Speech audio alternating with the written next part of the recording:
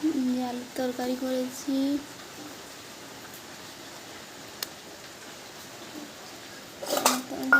মুড়ি খাওয়া হবে আর কি। ওদেরকে এবারে খেতে দিয়ে দেবো আর কি। আমি আলুর তরকারি করে ভাত বসাবো। বাড়িতে কুটুম আছে, মেয়েদের জানো তো কাজের শেষ নেই। একটুকে ডেকে দিয়ে খেতে দিয়ে দেবো আর কি। দেখো গাইস কীরকম বৃষ্টি হচ্ছে। আমাদের পাশেই নদী, নদীতে জল বেড়ে গেছে, বেড়ানো যায়নি। দেখো আমাদের রান্নাঘর ভেঙে গেছে, এখানে যে ভিজে গেছে রান্নাঘর, রান্না করা হবে। যে ছাগল দেখতে পাচ্ছি কী অবস্থা হয়েছে।